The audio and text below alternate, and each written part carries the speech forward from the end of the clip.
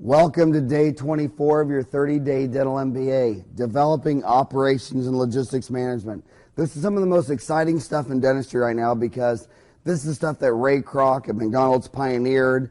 He took what Henry Ford pioneered in industrial manufacturing things you make and drop on your foot and say, ow. Ray Kroc took it to the service world, the early 50s.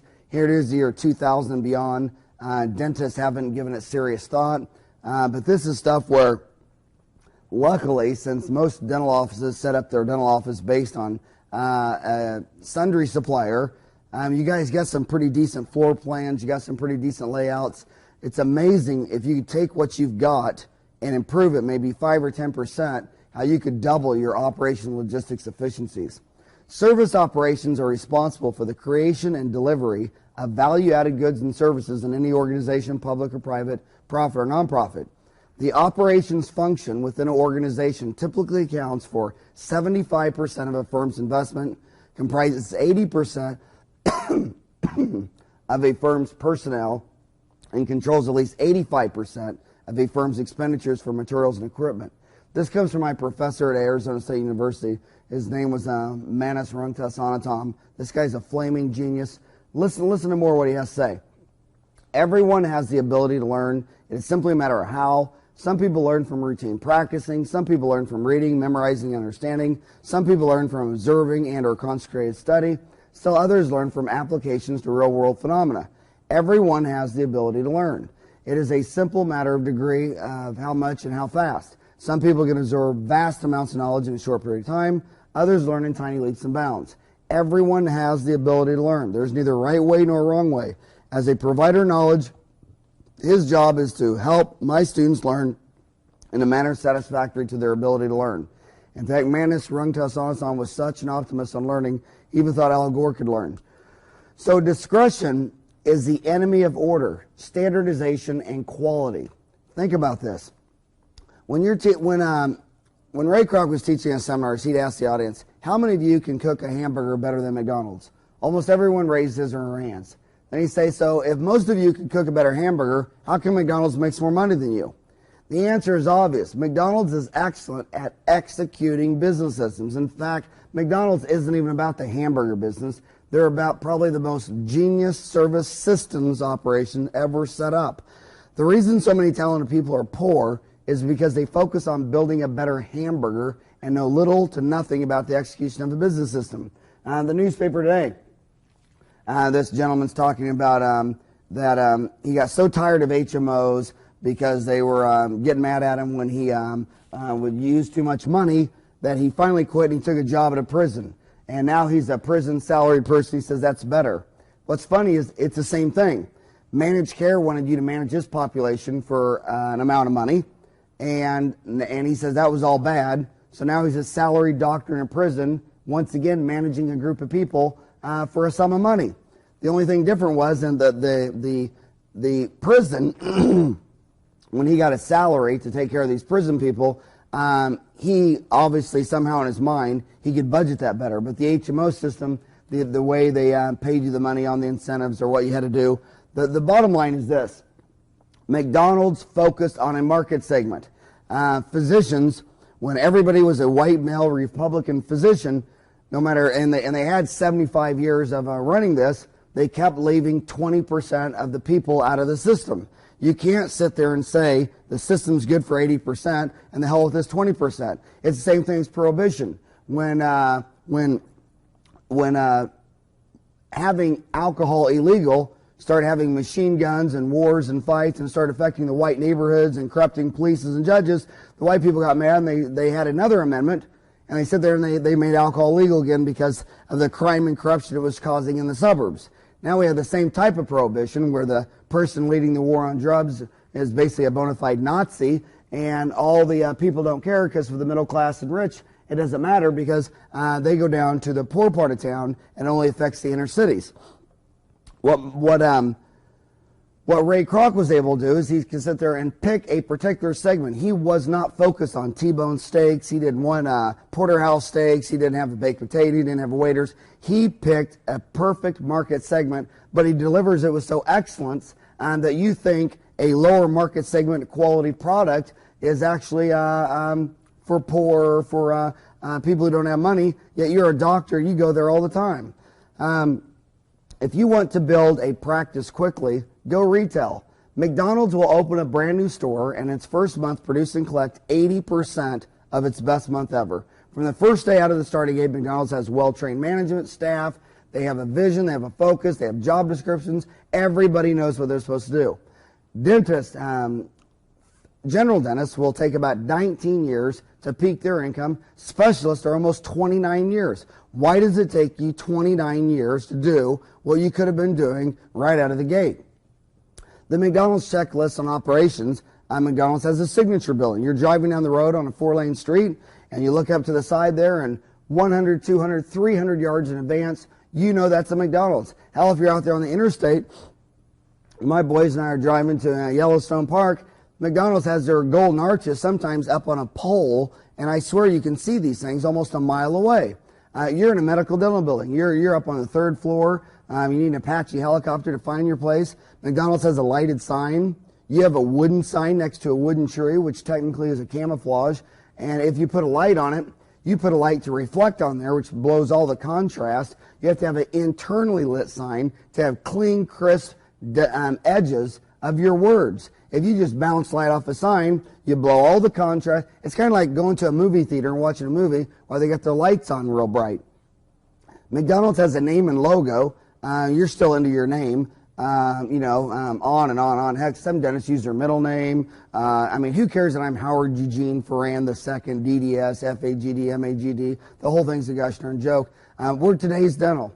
That also gives us a chance that if I'm gone on vacation for 2 weeks and someone calls up Today's Dental with a broken tooth, they put him with the first available doctor. Everybody wins.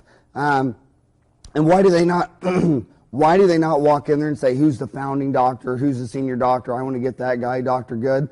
Because they know that everybody would be practicing under the same systems. You think I'd let a doctor come in my office and do amalgams and flip Sargenti and cement silver points and all that kind of stuff? God, we have more systems on clinical dentistry because we just have all of Gordon's videotapes. Hell, he's the god of dentistry. Every dental assistant is instructed. If your doctor is doing dentistry and getting out of line of these Gordon Christian videotapes and wanting all this weird stuff, that's going to slow you down. It's going to slow everybody down. It's not a consistent product. Tell your team leader dental assistant. Tell the office manager. Tell the doctor. Tell me. We are a systems. McDonald's has economic incentives to try to get people to emotionally close the sale, and you think coupons are tacky. Yet, from a public health perspective, anything that you could do to get people to get optimum oral health care services, I would think would be noble. And you think it's tacky. Television advertising. McDonald's knows the average American spends 4 hours a day watching TV. And hell, we got organized dentistry is yet to have a national advertising campaign. And as far as television advertising, if it wasn't for television, mass media, radio, newspapers, we might have an AIDS, HIV infection rate of maybe 5, 10, 15%. But it never hit 1% in the United States because we have mass commodity-based information, television, radio, billboards, and that's called the public health perspective. This country is not only the richest country in the world, it spends the lowest amount on public health. The United States, of their entire healthcare system of $1 trillion, doesn't even spend 1% of it on public health measures. You go to middle-class countries or third world countries, some of the third world countries spend almost 50% of their money on public health. And so, and you've got the incentive. If anybody can make public health, that's your local office of oral health services, dentist, DDS, DMD, with maybe the MPH, Masters in Public Health, or a PhD in Public Health. If these guys were backed up by your local state dental society. In fact, even when I go to local dental society meetings, it really irritates me when some guy walks up to you and says he's the president, because you sit there and say, really, that's amazing. How come 98% of the dentists in your state couldn't pick you out of a police lineup? Where's the election? Where's your election results? Did you win this fair and square, or did you get patted in there by some good old boy club? And then even though you made it this far, first question I ask him, who's the state director of the Office of Dental Health for your state? That idiot doesn't even know. Come on, guys. We need to get this thing more focused. We need to have a realistic market attitude. Regina Hertzlinger, my fantasy fairy tale girlfriend, a PhD economist, Harvard University, wrote Market-Driven Healthcare. I've only seen a picture of her face. She's about, I don't know how old she is, probably 60. The girl's just brilliant. All she says all day long is the problem with America is a single high-price market stratification, and it probably works fine for, 80%. But we need to sit there and have the appropriate price and cost aim per market segment, and we at least got to get it into 2 markets. We at least got to go dental clinic, dental office, medical clinic, medical office. In fact, if you look back before World War II, one of the reasons the poor people got so much better health care is because every county would just have a county hospital. And no one wanted to end up in the county hospital if you didn't have to. But if you had to, girls that were delivering babies or people that were in bad shape or an alcoholic on the sidewalk or whatever, people would go down there and dump them off at the county hospital, and those kind of faded away. And that's a sad deal. That's public health. McDonald's has trained management. My gosh, you go into a McDonald's, a $2,000 office, $2,000 a month office manager, and they can run that McDonald's within 0.5% of every one of their goals, including profit, 31% food cost, 18% crew labor, 5% management. They have a 12% fee to McDonald's corporation at the top. But that 12%, that's really their 5% rent, their 5% marketing, and 2% for corporate royalties for their publicly traded stock. We don't have trained management because you are giving market signals to the 3 big boys. John Miles of Dentsply in York, Pennsylvania, owns SoftDent, and Pete Frechette of Patterson in Minneapolis, St. Paul, and Stan Bergman of Shine Sullivan in Melville, New York. They keep thinking that you want more dental frills and thrills because they see you go to Gordon Christian seminars where there's 1,000 people in the room, and Gordon's standing there all day saying, helium molar, where's it 12 microns a year, and Tetric Flow, where's it 13 microns a year, and Tetrix RAM, where's it 9 microns a year, and Panavia 21 bonds at 21 megapascals a year, and they just think you're a bunch of gosh darn professional dentists, and all you want to do is build a better hamburger. You have got to call your suppliers and say, hey, how come when McDonald's gets a check, they enter the check into the same system? They have one complete management information system. They enter their bills into the system and they pay it. When McDonald's staff comes in, they clock in the same system they clock out. At McDonald's, you're a $2,000 a month manager. It's 9 o'clock on a Wednesday night. Your computer all of a sudden prints out a fax. The $2,000 manager gets out and says, Megan, this is Wednesday at 9 o'clock. We close at midnight.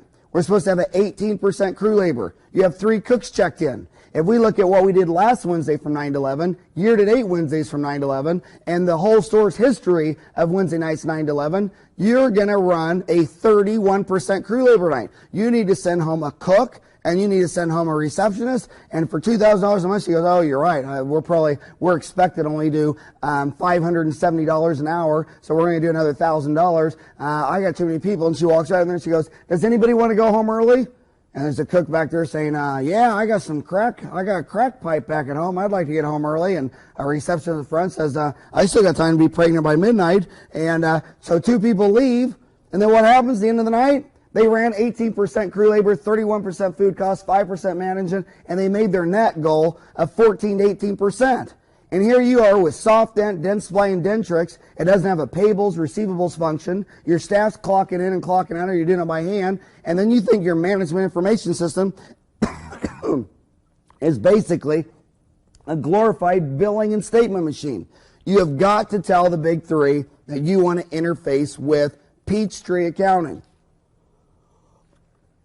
Now, I have a lot of dentists call me up and say, well, how about Quicken or QuickBooks Pro? Why would you even aim that low? That QuickBooks is aimed at mom and dad figuring out their grocery bill, and QuickBooks Pro, I don't know what professional would want accounting software that you couldn't even change your chart of it. It's too amateur. Go for Peachtree Accounting. Peachtree Accounting aimed at about any business that wanted to do anywhere between $1 and $10 million. In fact, I talked to CPAs that say they know companies that do $20 million a year and use Peachtree Accounting. And it's not that it's big. It's just that you want to be able to modify it so you can go in there and set these reports up. No different than if you were a publicly traded dental company like Coast and Monarch and Gentle Dental and Interdental and Panagra and all these different deals. And if you have a complete management information, think about that. Then you want someone like me to come in your office and consult. I'd start doing it because in fact, I wouldn't even leave my house. I would just sit there and get on the internet, download your reports. I'd look at it for about 5 minutes and say, what the hell's the deal with A, B, and C? See, if you have perfect information, you can make high-quality decisions. If you have imperfect information, incomplete information, you haven't gathered half the relevant information, for me to make a high-quality decision is no different than closing my eyes and throwing a dart. It's kind of like Russian roulette walking in there doing in-office management, and I applaud the people who do it. So call Dentsply Patterson. Call Shine, tell them, why don't you interface with a payables and receivable, and why isn't my labor your number one bill, a part of that system? Then we could get to trained staffs. Then you could sit there and start working on job descriptions if you don't want to write them. Any of the in-office consultants, Sally McKenzie wrote mine, Roger Levine does them, Jennifer D. St. George, Linda Miles, there's Ken Runkle, there's just tons of them that do a very, very, very, very good job. And you can start focusing on a trained staff, get them in uniforms, get them in name tags. Don't put the name tag on a little deal they pin in, because when you do that, you're putting the ball in the employee's hand, and they're going to forget their name tag, and they say dumb things like I put a hole in their clothes or whatever. They don't care about putting a bone through their nose or their ear, but they get mad on their clothes. Get them a uniform, monogram it in there, and some dentists told me, yeah, but that costs a lot of money. Wouldn't it be cheaper? Well, gosh darn, hopefully your average staff member is going to stay there 4 years. That'd be what it would be for the average United States. And 25% of Americans get a different job every year. You need to have a consistent staff. That's your 2LB patty, special sauce, cheese, less onion. You need a consistent product. And in the service business, your consistent product is your gosh darn staff. And then you can start with all those things above. You can start becoming systems dependent. And that's when you get to that point of ours, and you're systems dependent, you can go to last, consumer convenient hours, where you can start attracting and retaining high quality graduate residents or dental students to start coming in there. And if you get a dental student they're straight out of school, I would go to the 2 operatory model, where they room 1, they clean someone's teeth all day long, and then if someone needs a filling, crown, or root canal, or they get a no-show cancellation, they got a toothache, they can do it in the other room. That because it's extremely low overhead. And as far as doing cleanings, they have to want to do the cleanings. That's when you get to know these people. There's no better way to form a relationship than doing a recall on a person. And when I opened up my office, my wife and I would hit the sidewalks about 8 o'clock. And when we first opened, balloons, name tags, toothbrushes or names on it, the whole 9 yards. We go door to door, we meet everybody. I would, about every third door, would make an appointment. And until we were completely full from 7 a.m. to 7 p.m., Monday through Friday, hour and a half new patient adults, FMX, exam, cleaning, 45 minutes for kids, pano and or bite wings, something like that, and a cleaning. And those first 6 months of doing cleanings, basically 12 hours a day, 5 days a week, for 6 months, and I was still doing some for about the whole first year. Those are some of the most solid relationships I have, where I really listened to the patient, really found out why they left the last office, really found out what they wanted, really found out what their deep fears were, what they really needed, what their values were. And it's amazing how many of those people are still there. And then with an associate in there, if you got an associate in there Friday and Saturday and you work Monday through Thursday, you'd have more cash flow, you'd be driving down your fixed costs. You'd be able to implement some more computer systems, maybe get computers in each operatory, maybe get some of the more fancy stuff, microabrasions, CERAC 2. If you want to start doing some single visit crowns and inlays, non-lays, not your high need aesthetic stuff like where you would have done an Empress or staining and all that kind of stuff, but your bread and butter crown and bridge, inlays, onlays on molars, single visit, kind of like the Lee Optical Eye Master. So we can do this if you just think of it from an operations point of view. The world is filled with talented, poor people. All too often they are poor, struggle financially, or earn less than they are capable of. Not because of what they know, but because what they do not know. They focus on perfecting their skills at building a better hamburger, filling, or crown, rather than the skills of selling and delivering hamburgers, fillings, and high-quality optimum oral health services. Maybe McDonald's does not make the best hamburger, but they are definitely the best at executing business systems that send and deliver a basically average burger for a very low market stratification. In fact, last night I got out here about 8:30, went home, wife fired up hamburgers, all that kind of stuff, and I was sitting there looking at a table with 4 boys, 2 cats, mama bear. She makes this big old deal of hamburgers, and she made some other stuff. And I was looking at all the time and work, I mean, that she does. I mean, put on a dinner for 6 people and 2 cats. I mean, it's a big deal. And I look at all the time. But what's funny is I look at all the money she put into it. And you know what? By the time they buy hamburger buns and hamburgers, and she's out there cooking an hour, and she goes and gets a big deal of charcoal biscuits and all this stuff, you know what? It wouldn't, I don't even know if it had been, we probably would have saved money if we just went down into gosh darn McDonald's.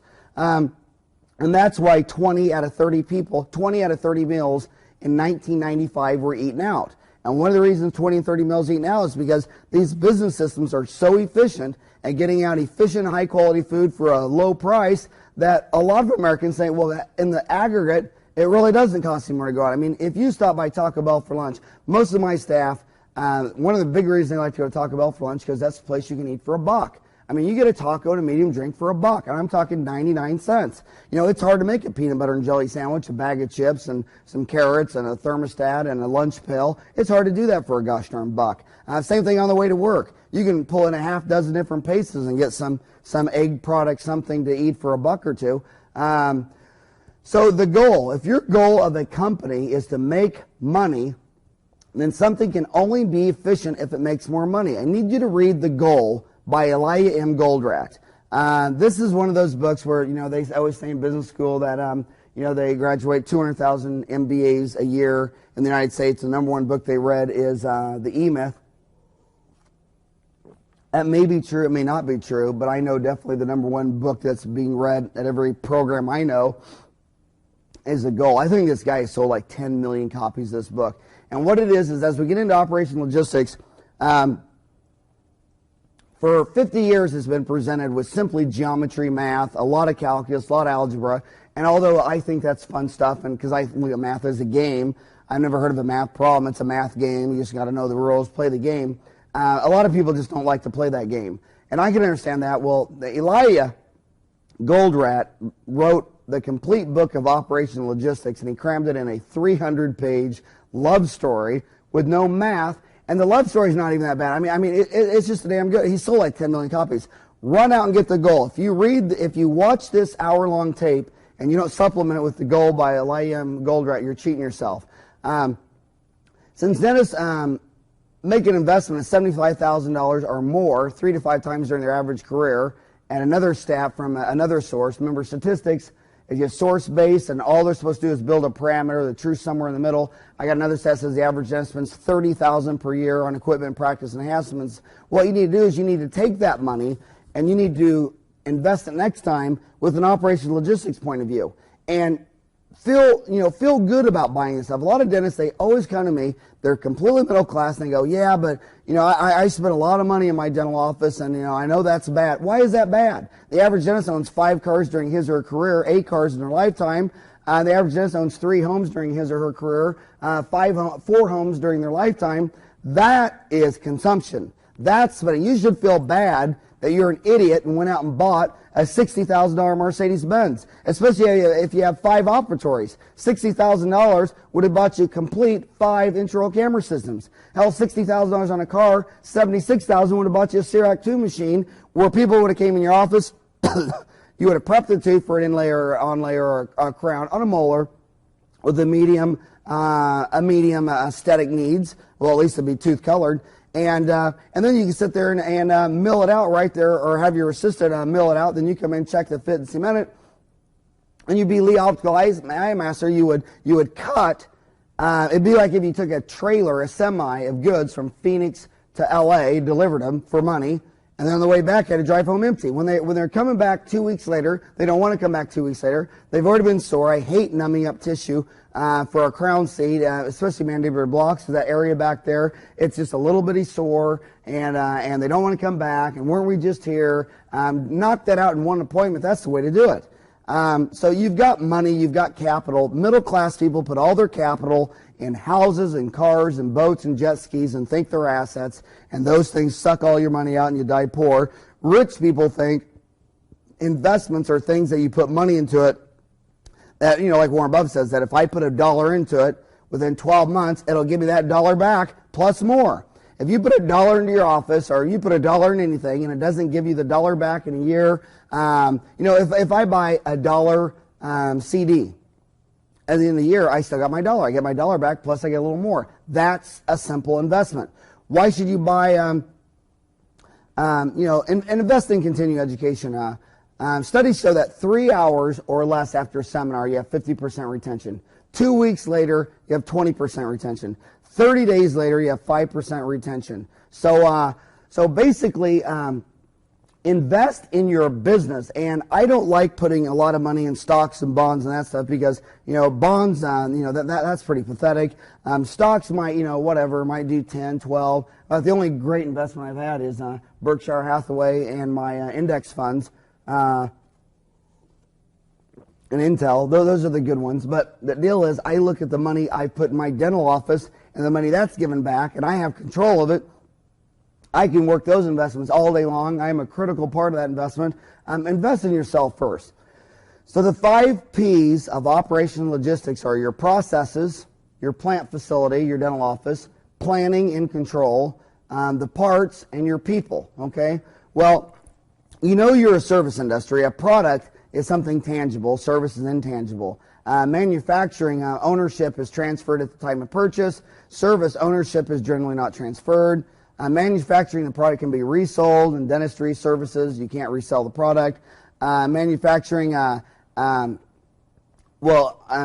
just know you're a service, I hope. Waiting for a dental appointment design. Waiting for a dental appointment is a design choice from the initial process and capacity design.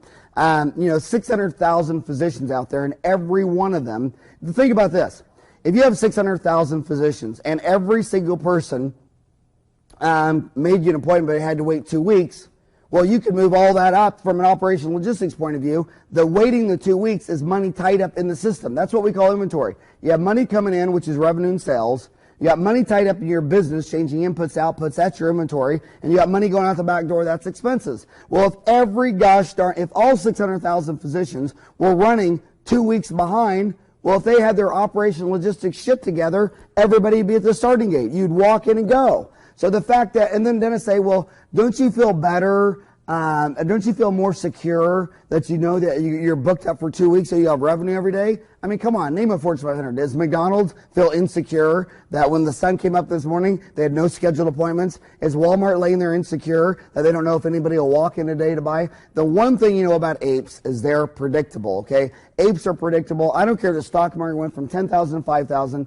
It would not change the amount of people who woke up this morning wanted a cup of coffee, the amount of people who want to have a bowl of Life cereal, the amount of people who are going to go to McDonald's for lunch. People are people. They're damn predictable. Hell, people want everything the same. That's why McDonald's is successful, because everything is the same. And since everybody's the same, everybody acts the same, apes are predictable. Read criminology books. It's amazing. I mean, they know if they find a woman raped and she's clothed and everything's fine with her, they know it might be a one-time deal. They might put 1 or 2 detectives on it. If she is disrespected, cut up, thrown on the side of the road, and disgraced, they'll put a team on it and call in the feds, because that person who does that type of crime will do it every month till he's caught. They know if the woman who's raped is bitten on the back, that it's a homosexual or bisexual 98% of the time. I mean, you start reading criminology, they can say, well, wait a minute, your house was teepeed? Okay, well, we know all people that teepee houses, the egg cars, and let air out of tires, these are juveniles, unsupervised, who don't have a car. I mean, do you think when someone's house gets egged in TP, they're asking all the CEOs of the Fortune 500 company what they were doing on Friday night? Crime is as predictable. In fact, you sit there and design the whole crime scene and photograph the whole thing. They can tell you the character, personality, attributes. Was this a male, female? Were they juvenile, older? They'll tell you the whole damn thing. People are predictable. You just got to get your initial process and design capacity. So instead of everybody waiting 2 weeks for a cleaning, no one has to wait 2 weeks for a cleaning. We'll show you how to do that. Scheduling services is far more complex than scheduling for manufacturing, because there is no inventory. In assembly lines, we build our assembly line capacity to meet the demand. If marketing comes in and says you will sell 1 million of these cars a year, then I have to build an assembly line that builds 1 million cars a year. It's very easy to plan. And in 1 month, if the sales are kind of low, it doesn't matter. I just keep a nice steady spade, and I just have inventory build up. The next month, It's going to be a big demand because you got Memorial Day or Labor Day or 4th of July when apes really like to go out and buy cars, and then they just absorb all my capacity. Scheduling is not like that. Ray Kroc said that everything Henry Ford said was for manufacturing products where you have inventory, where you can store them, absorb them. He said in service, you can't make your manufacturing facility equal demand. You have to have your facility designed to absorb the flow. Apes come in flows. Have you ever been in the restaurant business? I mean, you'd be in the restaurant business, and you would know after you worked in a certain restaurant for 2 or 3 years, you would sit there and the office manager would walk in there and say, what time, this is back in Wichita, Kansas, a little different than where you are now, but they'd say, what time does that drive-in movie, or what time does that, the big movie let out? I remember as a little kid one time, I think it was Jaws that was out, and hell, we used to know what time Jaws would let out, because every time the Jaws movie let out, we'd have 10 customers walk in the front door. You would know that, on a Friday night, after the football game. I mean, my gosh, some people didn't even have it on the local radio because when the football came out, I mean, you need everybody there. Sometimes Dad would even call Mom or a couple of the sisters and say, hey, the gosh darn Bishop Carroll football team's going to let out, they're going to be done in about 15, 20 minutes, and I'm a little short help, and everybody's ready, and we're starting to build up some of this, and this. Can you come down here and help me? It's going to be pretty crazy for about 30 minutes. I mean, people have a very high variance. When Henry Ford made the Model T, he made 10 million units. They all look the same. You can have any color you want as long as it was black, okay? Customers are snowflakes. Even when you're an identical twin, just because they're isomeric differences of each other, their personalities aren't even the same. So figuring out people, just when you thought you figured out people, you left a huge segment out there you didn't understand, and that's why in services, there are no scales of economy. If I'm getting my nails done, what advantage is there that the woman doing my nails is part of a 1 million person nail chain? Okay, the nail in a service, the number one deal is the people and it's the interface with me. These publicly traded dental companies, a lot of these ones out there are saying, well, we can really cut down and we can really do better with supplies. Well, I don't care if you got your supplies down to 0, you'll still lose your butt if you don't have the customer staff interface nailed. Priority rules play a major role in services. What is the priority of the work? What is the volume work? What is the amount of work? The priorities in dentistry right now are decided by the provider, since everybody's provider focused, and they say things like, well, we'll see you today if you have an emergency, but we'll define the emergency. Sensitive to hot and cold, waking up at night, stuff leaking out of your tooth, taking ibuprofen, Motrin, crying in pain. In service, an emergency is when the consumer wants it right now. It's called convenience, availability, accessibility. An airplane, I'm gone every Friday night or every Saturday night, and from a design choice, I am always going to be home. I will not do a seminar if I can't fly home that night, because from a design choice, everyone knows, and a lot of dental societies always say, well, would you mind, Howard, we can put you up in a hotel for $89. Would you mind staying over Saturday night, because then we can fly you home Sunday for a third of the cost? Hell no, I'm not going to do that. I have to do that 50 times a year. So when I go in there Friday or Saturday night, and I get on this airplane, the plane is always half empty. Now, don't call it half empty. Say it still has half its capacity. The 100 seats out of 200 are filled at $800 each for a total revenue of $80,000. So you got 100 seats empty at $0 each, 100 seats filled at $800 each. They fly home half empty on Friday and Saturday nights for $80,000. Sunday morning, the plane flies home filled to the brim, and it's 200 seats at $200 each, so that's $40,000. So what's happening? There are two types of people. Some people want to spend their time to save money. Other people want to spend their money to save time. These are two different markets. We've got to break this religious roadblock mentality, philosophy, artificial yardstick ruler that an empty chair is a no-show, a cancellation, a broken appointment. Hell, there are practice management consultants out there that have a dozen different signatures, a reschedule, a no-show, a come back the next day, a sick. I mean, who cares? These are people, man. Dentists miss their doctor's appointment. My wife won't even make me a doctor's appointment anymore because I've never made one. In fact, I think I've only gone to a doctor about 3 times last 10 years, and it's always been an emergency room, sometime between 11 and 1. Trying to find out if I got strep throat or just tore all my vocal cords from talking too much. But, you go into a restaurant, and they might have 10 tables. And you go in there from 7 to 9 a.m., they're packed. You go there from 9 to 12, they're not packed. They're completely empty. Do you see the manager running around in circles saying, no shows, cancellations? Do you see any consultants in the hamburger business say, well, if someone calls up and says, are you open for breakfast? Offer them, yes, we have a table at 9 and we have a table at 10. Yeah, we'll offer you the 2 shitty tables that no one wants, because the last thing we want to do is give you what you want. See, this is religious dogmatic philosophy. This is garbage. You go into a restaurant from 12 to 1, their 10 tables are packed.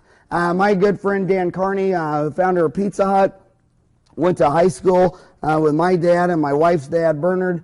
Those guys pioneered. I mean, this guy pioneered the service industry. He said everybody wants to eat for 12 to 1. They would walk in there, they'd seat them, they'd give them a menu, they'd take their drinks, deliver the drinks, take the order, deliver them the food, they'd sit there and eat it, and those people would leave at about 5 minutes to 1 o'clock. He said they would sit there at that table for 55 minutes, and everybody wants that table from 12 to 1. So what did? They added up all the tickets, said, okay, some people want iced tea, some people want 10 large pizzas, the whole 9 yards. That all averages out to about $3.95 a head. So what they do, they just walked in there and they set up a buffet. Okay, you want the buffet? $3.95. So what happened? They sit there and they seat them at the table. Everybody wouldn't even sit in the booth. They walk right to the buffet while the waitress is getting their drinks, and everybody would be eating within 5 to 7 minutes. They'd flip the tables in 30 minutes. So everybody went in 12 to 1. Now a bunch of people are walking in at 12:15, 12:20, and tables are already clearing out. So what they do, they got twice as much turn on the same table. So it's profit margin times turnover times leverage. Leverage is, do you want to work at McDonald's and save up $80,000, then go to dental school when you're 50? Or do you sit there and you want to go to dental school when you're 21, borrow $80,000, get out, and pay back your dental school loans while you're making $100 an hour instead of saving up for it while you're making $5 an hour? Mr. DuPont said the whole business world, every corporate business financial strategy could be summed up by profit margin times turnover times leverage. And staying back with that turnover in the middle, that's how Ray Kroc, that's how Sam Walton died with $29 billion. When he went to business school in Columbia, Missouri, he went to University of Missouri, Kansas City, that's where I went. And in fact, at University of Missouri, if you said Sam Walton's name, you had to drink holy water to make the sign of the cross. Before he even went into Columbia Business School, before he even walked in there for his first class, Sears, Gibson's, TG&Y, JCPenney, they were already coast to coast. He went in there, he was studying the DuPont formula about turnover, and he knew that at an absolute minimum, Sears, Gibson's, TG&Y, and JCPenney marked everything up a minimum 25% plus. He was studying this, and he thought, well, what if I open up a little five-and-dimer called Walmart, and what if I just marked up 12.5%? Since I was half the markup, would I attract twice the turnover? And he was a little bit paranoid. You know what this guy did? It's funny, after business school, he was so paranoid about betting the family farm on this that he absolutely went to Dallas and talked to Mr. Gibson, went up to Chicago, talked to the Sears people, JCPenney, Gibson's, TG&Y. He talked to the CEOs of every one of those companies to make sure they did not have any expansion plans into Rogersville, Arkansas. And they were looking at this guy because, see, their big cardinal fault was that basically 45% of Americans lived in the rural, and Sears, Gibson, TG&Y, and JCPenney were already coast to coast, and they kept telling everybody they were coast to coast, and they were still not in the small towns. They basically wrote that area off. They wrote off 45% of America. We still see that with specialties. All the specialties that the ADA recognizes do not practice in where 45% of the people live, which is fine. There's not enough scales in the economy for it, but it's not fine that you go to dental school and they tell you you don't need to learn these things because if you want to do these things, you should go to specialty school, because they forget that dentists are going to go back and be family practicing physicians and family practicing general dentists in towns where there will never be a specialty. So basically what Sam Walton did is he went back to Rogersville. He mortgaged the house, him and his wife Helen, and they built this five-and-dime store. They marked everything only up 12%. They did all the layout and everything just like they learned at JCPenney's, Gibson's, TG&Y, Kmart, Sears. Sam Walton said all he did was fly around in his airplane to those stores and take down 20, 30, 40 pages of notes and go back and implement at Rogersville. But what happened when he lowered his profit margin from 25% to 12.5%? What happened to his turnover rate? Did he double it? It went up a factor of 12, and the guy died with $29 billion. The rest is history. There is a lot to these turnover margins. Then you leave, then you go back into pizza at 1 o'clock. Now all the tables are empty. Come back at 5 and they start filling up again. So do restaurants charge the same price for dinner on Friday night and Saturday night as they do for lunch during the weekend? You know that restaurants have 3 menus. You go there for lunch at my favorite restaurant right up the street from me where they serve swordfish, the Point in Time. You order swordfish. It comes with the little potatoes, broccoli, iced tea, whatever. You get the whole dang thing for about $7-8. You come back there at 5 o'clock, order the same darn thing, and that'll cost you $12, $13, $14. You come on there on Friday and Saturday night, order the same damn thing, it's going to cost you $20. And it's the same thing. What is the deal? Well, basically, what would you think if I sit there, and tonight's my, I'm coming up on my 13-year wedding anniversary, and what would you say if it's Friday night, and I tell my sweetie, we got a babysitter for the 4 kids, and we're going out for dinner, and we're going to go eat swordfish, and we're going to go in there at 7 o'clock. And we walk in there at 7 o'clock, and they go, oh, Howard, we only sell swordfish for $7. And the market responded with such overwhelming success that we don't have a gosh darn opening for 2 weeks. In fact, we're as screwed up as the doctors and dentists and lawyers right now. And I say, well, that's stupid, because, see, my reservation price, or, you're saying the swordfish is $7, I would have paid $8. I would have paid $9. I'd have paid $10. I'd have paid $12. But see, you don't have any empty capacity. You're so busy selling swordfish for $7 that you're leaving cash on the table. There's 100 people out here who have left their name, who are waiting out here an hour. Half of them are going off. And do you know how much each of those persons would have charged? We call that price discrimination. Price discrimination comes in 3 variables. First degree price discrimination is charging each person the maximum they'll pay. Bill Gates walks in. He just jogged 100 miles, and he's out in the middle of nowhere, and he walks in your bar, and he says, I'd like a Coca-Cola. And you sit there and go, $10,000. And Gates says, well, okay, I want it that bad. So you charge him $10,000. Next person comes in, works at McDonald's, flops down $1, you give him $1. First degree price discrimination is when you extract the maximum amount of money each person is willing to pay. Okay, second degree price discrimination, it's illegal, by the way. Second degree price discrimination, which is also illegal, is when you give volume discounts, but there's no way to associate the discount with the volume. For instance, someone comes in and buys a Barbie doll, and we give them $10. And the next person comes in and we say, okay, we'll give you 2 Barbie dolls for $5. Like, whoa, wait a minute. How did it cost you half as much? I mean, how does this happen? You can't do that. The courts say that's illegal. Secondary price discrimination became illegal mostly from racism in the South, where if a white farmer came in and bought a bag of wheat or whatever, they'd say, okay, here's 5 bags for $5. And a minority farmer would come in and want to buy 1 bag, and they'd say, well, it was $4.99. And they say, well, this guy got 5 bags for $5. How do you justify your price? If you can go to in front of Judge Wapner and explain, like, for instance, like, let's say I'm a small 5 and dime, and I want to stock 5 Barbie dolls, and I have to pay $5 a piece. Sam Walton goes to the same person and says, I'll take 25 train loads of them. And they work it out and say, okay, Sam, we can sell them to you for $2 a piece, okay? You can bring everybody in, sit down with paper, and they'll explain. Yeah, you're damn right. You order 5 train cars of Barbie dolls, you can get them down at $2. But secondary price discrimination is when you give volume discounts that can't be justified, because the governments are afraid that what happens is you're singling out people or your cousin or, nepotism, whatever. And then third degree price discrimination is basically what still goes on in insurance companies today, mostly in dental, and that is I'm an employer. I'm an employer up the street, and I buy dental insurance for all my employees. It's $20 a piece, $20 a month per head. And then if you take that $20 a month and you go back to where the African Americans live, or the Hispanics live, or the Indians live, they only approve $350 for a crown on the same $20 premium. But if you go back with that $20 premium, you go to Whitey World, the same insurance companies that are in cahoots with your local state board and non-elections and in dark rooms filled with smoke, they'll approve $700 for a crown.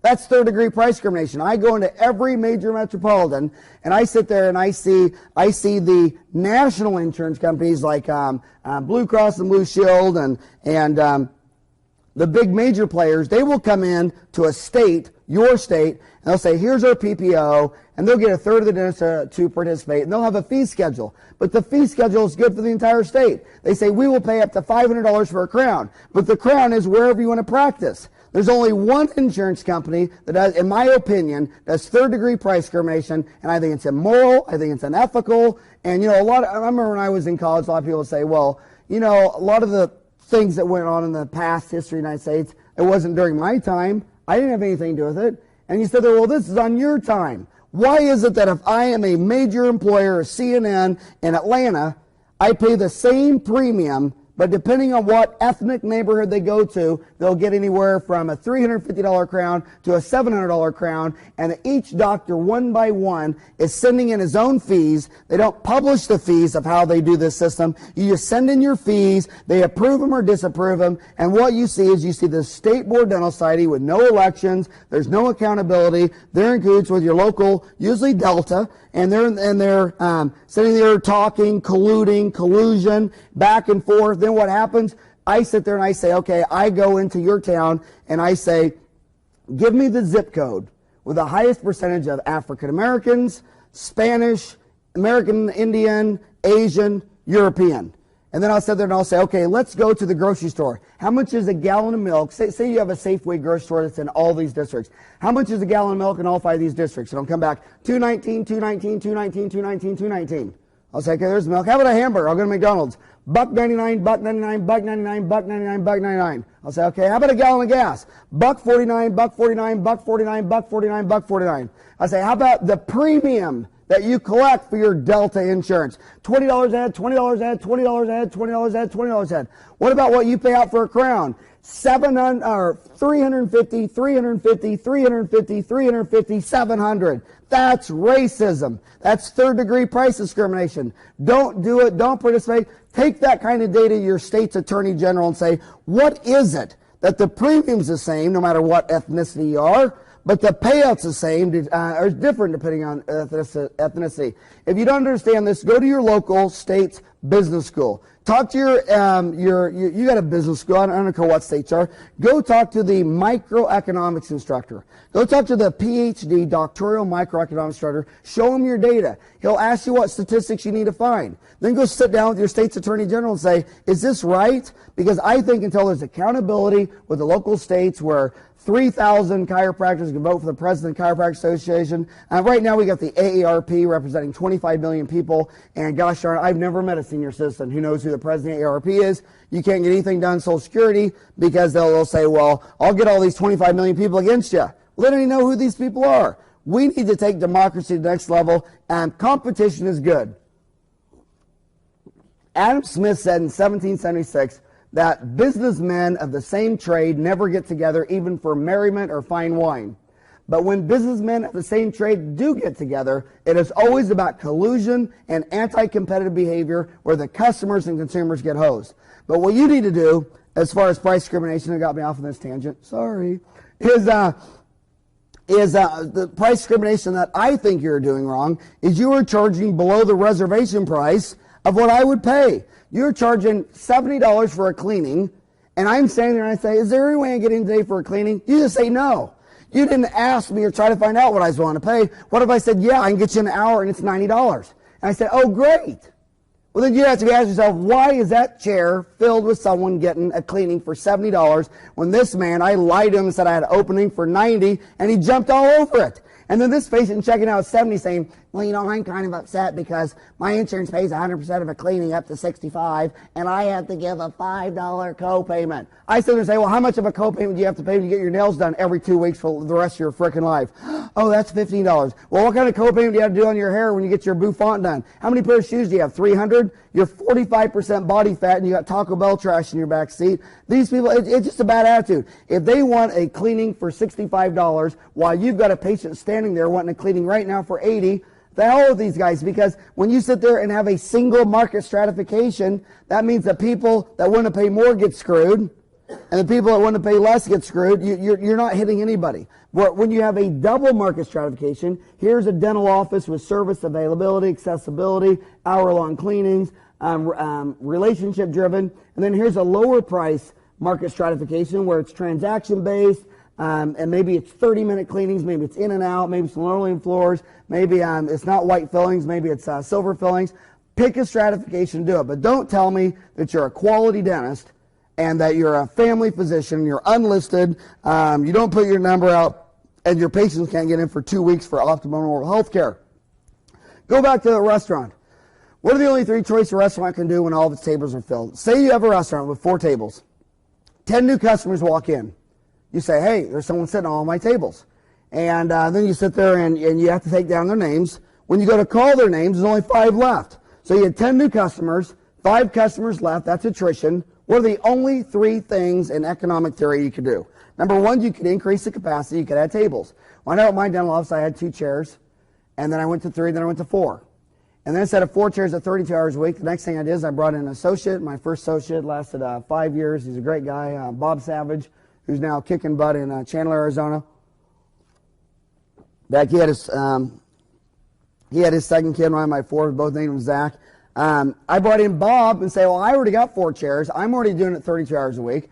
I'll do 7 to 7 Monday and Tuesday, 7 to noon Wednesday, Thursday. You come in and go noon to 7 Wednesday and Thursday, and 7 to 7 Friday and Saturday. So I went from 32 hours in 4 chairs to 64 hours in the same 4 chairs. So that was double in capacity. Then when we didn't have any room there, we went out in the parking lot. We bought the pad that a Long John Silver's wanted, a Burger King wanted, and we bought a pad there and we put in 8 chairs. And then we were 8 chairs for 64 hours, so we doubled our capacity there. Well, now that I'm at 8 chairs, 64 hours a week, I don't want any more capacity. That's too big, because in the consumer models that we've done, the research we've done, and travel around the United States, we have found in a behavioral, cultural, customs, attributes, belief studies, value systems, that once you start getting 9 chairs or more, people start referring to you as a clinic. And 8 chairs is the upper maximum where people will sit there and say it's a dental office. And I knew that, like Kaiser Permanente in Oregon. You know, they started off with a 6 chair. Then they went to a 7 chair. Then they went to a 9 chair. They went to like a 12 chair, an 18 chair. They got like 9 offices. The biggest one's like 35 chairs. Their dental director took me around every one of them, and it's very, very neat, very, very interesting. But you could talk to the people on the side, and you go to a 35-chair dental office and say, well, do you like this family practice medical dental office? They go, well, you know, it's a clinic. Okay, so there is a point of size capacity where they will think, just based on the facility, the plant design. Same thing Ray Kroc said. Ray Kroc said, man, when we get a really, really busy store, we will not tear down the store and build a mega McDonald's. He goes, if it gets too big, they will have different opinions and beliefs about our product and service just based on what it looks like. They don't have there's 8 towns in America have over 1 million people. They don't have a big McDonald's stadium downstairs where people drive through. There's millions of hamburgers being made every day. The other thing you do is increase your turnover, and increasing my turnover for me was just continuing education. I mean, my gosh, I remember the first time I went to Gordon Kirsten's place, I was trying to learn these posterior composites back in '87, and I asked Gordon if I could follow him around, and you know, if you go to PCC, you know, you go in there from like 8 to noon, and then while everybody eats from noon to 1, you know, Gordon, he walks back to his dental office and knocks out about 3 or 4 patients. He sat down this one patient, named up a quadrant, took out 4 MODs, replaced them with like 4 MOD composites, the best ones I've ever seen, the prettiest ones I've ever seen, and he did it in like 25 minutes. And he had 2 assistants, he was 6-handing. Now, I'll tell you the truth. First of all, I don't even want to do that. I tried and tried and tried. You know, there comes a time and speed where you're past your comfort zone. Gordon's a whole different breed of cat. The other thing is in root canals. I mean, the root canal thing was kind of a disaster when you come out of school. So you see John McSpadden, and you see G. John Schoeffel and Ket Weathers and Patrick Wall, and on and on and on and on, and finally get your root canal down from 3 hours to 1. But I think that by the time I got my MAGD, I'm not going to be able to increase my turnover. I mean, I'm not going to someday to be able to have 2 people in 2 chairs doing root canals 2 at a time. I mean, there comes a saturation point where there's no more increasing diminishing returns. But the third thing, the first 2 on this go-kart are your right foot, your brake pedal. Increase capacity, go faster. You're hitting the gas. Hey, hit the gas. We need another chair. Or let's get another crew in here. Or let's extend our hours. Or let's go faster. Because you only hit the gas so much and you're floored. Okay, I was floored by the time I had my MAGD and an 8-chair dental office in today's dental. So at that point on, when too much capacity walks in, I have to hit the brakes. That's called raised prices. That's that getting to yes. From an operations logistics point of view, I have to have on every phone a prescription pad that says getting to yes, where we chart every time we say no. When we are sitting there getting booked up for hygiene and we don't have any openings for 2 or 3 days, and we're telling 2 people a day, no. Is there any way I can get in for a cleaning? But see, you don't even have that data because your religion, your sovereign professional, your attitudes, cultures, customs, beliefs, you don't even ask them. You call up a gosh darn restaurant and say, I'd like to make a reservation for 6. They say, when? You call up Southwest Airlines and say, I'd like to make a reservation and fly to Disneyland. They say, when?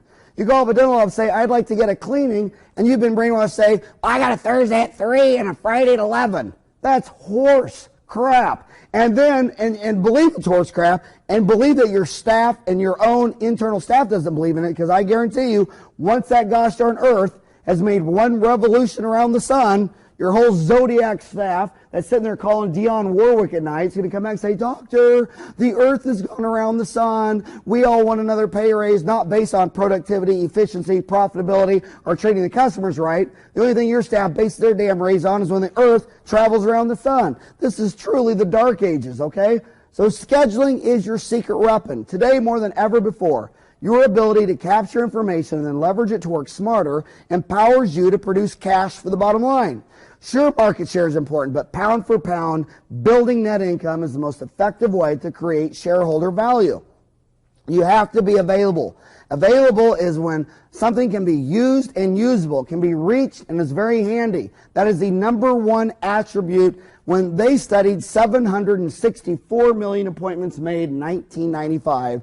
For those changing providers, availability was like 40% of the market. Number 2 is accessibility, which is, and I don't care how many times I read this, it's still hard to figure out really what's the difference between available and accessible, but the PhD people break it out. Easy to approach or enter, easily understood, obtainable, and generally appreciated. What this really means is that basically consumers are driving down the road, 95% of their visual images is perceived through their eyeballs looking out the window, and if you sit there and say, well, honey bunny, can you run and drop off this dry cleaner? It's right by Safeway, and then go get me a gallon of milk. That's accessible. It's easy to approach. It's easily understood. It's obtainable. It's generally appreciated. They go, sure. And they just jump in their car. Of course, the grocery store is available. They know it's open. You can get in there and get a gallon of milk. You know you can get in the dry cleaner and maybe you don't have to wait for one person. They're available, but they're accessible. They're easily understood. When you go back to the consumer and say, you have an appointment in 10 minutes on the other side of town at a foot doctor.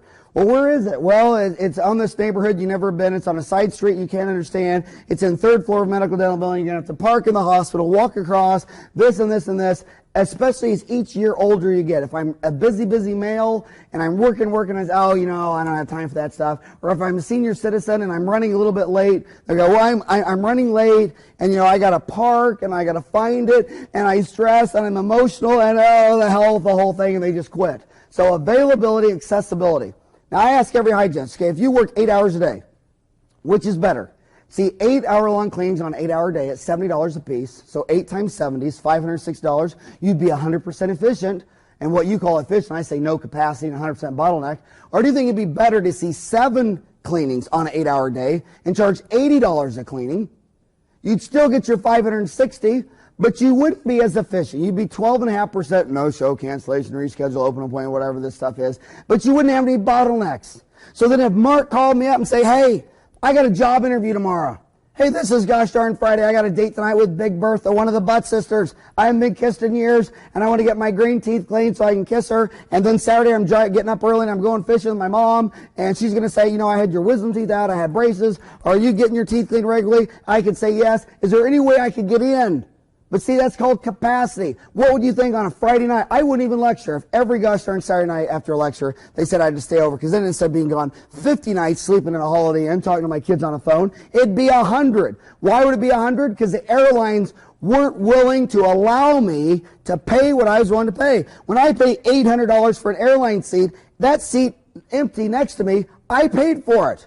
Hell, I put my stuff all over it. It's mine. I am paying to have an empty seat. You say that you're a quality dental office, you won't even allow these people to pay for. So you can only hit the gas and you can only floor it and go so fast on your root canals and crowns and add so many chairs until you turn into a clinic. Start hitting the damn brake. Don't have people whining about your fees when there's a line up there trying to get in. So the average general dentist right now in America, the average wait for a new patient to get in for an appointment, according to the ADA, is 8 for a general dentist, 7 for a specialist. Even for existing patients, 8-day wait on average. I go in there for a cleaning, tell me I need a filling. On average, I got to wait 8 days for a general dentist, 7 for a specialist. And look at oral surgeons say me this stuff all the time. They say, well, Howard, the problem with us, everybody wants to get their wisdom teeth pulled on a Friday. And Fridays are booked up 4 months in advance. And I can't get anybody in for a Monday. I said, don't tell me. Everybody wants Friday so they can heal up on the weekend. That's booked 2 months in advance. And no one wants to come in on Monday. Let me guess. You charge the same for Fridays you do Monday. Well, yeah, Howard, I do. How did you know that? Because you're an idiot. Why don't you sit there and say some people are willing to pay money to save time, some people save time to save money. Why don't you sit there and say, well, it's $2,000 for Friday, and it's $1,000 Monday through Thursday. You know how many moms out there say, damn, wow, oh yeah, no problem. I'll definitely come in Thursday. Thank you so much, Howard. When you fly home Sunday morning, I mean, if you ever get caught in a bind, you're at a convention, you have to fly home Sunday morning, my God. Looks like a genetic mutation deal. Everybody in there's a grandma crocheting cats, baskets of fruit, smells bad. There's people all everywhere. You fly home on gosh darn Friday, Saturday night, it's half empty. This is the $800 seat crowd. Sunday morning is the mass crowd, and they're all sitting there saying, oh man, this was great. I bought my ticket 14 days in advance, and I got this plane ticket for $80. You're just like, oh God, wipe that burger off your nose, sir, and scoot over. And so these people appreciate it. Same thing with the cleaning. I go into your cleaning, you say, well, the people who want a cleaning before they go to work at 7 o'clock, that's booked up like for 2 months. So we're trying to get them to come at 9 o'clock. I say, well, do you charge the same for a 7 o'clock cleaning, an 8 o'clock cleaning, and a cleaning from 12 to 1, and a cleaning after 5? Do you charge the same for that cleaning as you do for a cleaning from 9 to noon, or from 1 to 4? And every hygiene another goes, yeah, that's what we do, Howard. And then I walk in there at 7 o'clock in the morning, and you got some 80-year-old grandmother in there who went to bed at midnight and gets up at 4, and since she's already been working her garden for 2 hours, she wants to come in at 7 o'clock. Hell, she's been up since 4 in the morning. When grandma calls, and then you tell everybody one price, half can't get it, half think it's too expensive. Why don't when grandma call and say, well, grandma, can I get in for a cleaning at 7 o'clock? Well, you can, Grandma, but, we do charge $95 for a cleaning at 7 and 8, 12 to 1 at lunchtime, and after 5, because we got a lot of people at work, and it's real hard to get in, and that gets booked up far in advance, so we charge $95 for that cleaning. But, we do give you a $20 discount if you come in at 9 o'clock or 10 or 11 or come in at 1, 2, or 3. Every grandma out there say, oh, thank you, sweetie, I'm on a fixed income, I'm on Medicare, Medicaid. Oh, I'm not making money. Oh, I would gladly wait 3 hours to save money, and the person who's got a lawsuit today, he's in court today, he's got a marketing piece he's delivering, he's a dentist, he's a businessman, he's a CEO, he's busy, and the only way he'll get optimal oral health care is if he gets in here in these consumer hours and he's willing to pay, and you won't charge. You have a single high-price market stratification, and you don't have market segmentation even within the availability of your services. So the top 2 reasons cited for not getting a 6-month cleaning when you have indemnity dental insurance that pays 100% for a cleaning exam and x-ray, or difficulty in leaving work, difficulty in getting an appointment, because remember 1960, 33% of America worked for the Fortune 500, and when you work for the Fortune 500, and you say, can I leave at 9 to go get my teeth cleaned? They say, yeah, you leave, and they replace you with a rubber plant. Okay, now only 13% of Americans work for the Fortune 500. Most Americans work for small business. They do less than $1 million in sales. They have less than 25 employees. It's kind of like a 4-legged table. One person leaves, the table's got a rock. People are going ballistic. Well, where the hell's our receptionist? Oh, she's getting her gosh darn teeth cleaned. It's a very, very difficult situation. That's why solo practices have been flying into a headwind ever since they started tracking this in 1950. That's why group practice is in a tailwind, a thunderous tailwind. Solo practice down to 68%, and was almost nearly 95 at the end of World War I. And we said they're in group practice up to 32%, and it's growing extremely fast. It gets your fixed cost down per operatory hour available. Now, and I want you to do this. Michael Jordan, Scottie Pippen, Luke Langley, all these guys, Dennis Rodman, these guys are studs. But you know what? When the coach blows a whistle, they come to the sideline, and what does he have? He has a design of the basketball goal. Now, when you think, oh, Michael Jordan getting paid $30 million a year, could kind of have a visual image of what a basketball court looked like. But see, operational logistics, everybody needs to be focusing on the same score. Okay, you need your office diagram on the score. And you start seeing things. Accurate forecasts are critical for effective capacity planning. Remember, all forecasts are wrong, irrespective of method, and some methods are worse than others. But you need to work in marketing on forecasts. How many people are saying, how many people a day are we telling no to? What would these people actually pay for a cleaning if we raised their price and built some more capacity? Okay? And I want to show you something, a good example.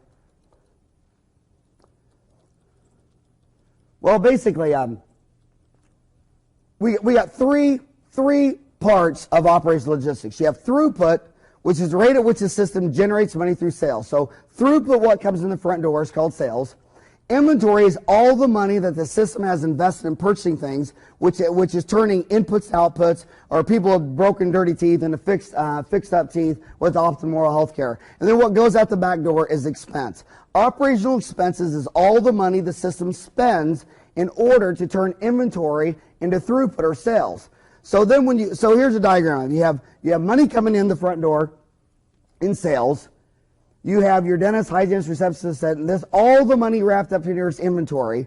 Now, if everybody's waiting 2 weeks for a dental appointment, then you have inventory this wide. If everybody starts to wait 1 week, you cut your inventory in half. If everybody is sitting there and just coming in, you cut your inventory almost to zilch. Then the money going out the back door is expenses. Now, the first thing we got to say is, what is the difference between overhead and expense? Well, if my expenses were fixed at $100, if my expenses were fixed at $100, and I had $100 in sales, what would my overhead be? $100 in sales over $100 expenses, I have 100% overhead. Okay. What if my expenses remained the same, but my sales went from $100 to $200? I just cut my overhead in half. $200 in sales over $100 expense, only 50% overhead. What if my sales went to $400? I just got my expenses down to 25%. Now, everybody tries to control their overhead by controlling expenses. Expenses are controlled by supply and demand. Why do you pay your dental assistant $50 an hour to suction? Why don't you just chain her to the chair? Because Abraham Lincoln made that illegal, okay? 100 years before I was born, 1862, we were the second country in the world to make that illegal. It cost 3 million lives. Only behind England, that's illegal. See, labor is paid for on supply and demand. My dad told me 1,000 times, you can't control your electric bill. You can't control your tax rates. You can't control all this expenses. Don't focus on expenses. Focus on sales. If you can get, from an operations logistics point of view, if you can get more sales through your expenses controlled by supply and demand, your overhead goes down. And sales is either going to be units of people. How many people can I shove through? That's unit volume, or raise your sales. Hygienists, do not say, I had an opening appointment. I saw 7 people on an 8-hour day instead of 8 people on an 8-hour day. Say, I shoved $1,000 through here instead of $900. It's sales over expensive, not units of chairs and cleanings and tartar. And that's kind of enough for us for day one. Let's finish this, and I'll see you again tomorrow, and we'll continue.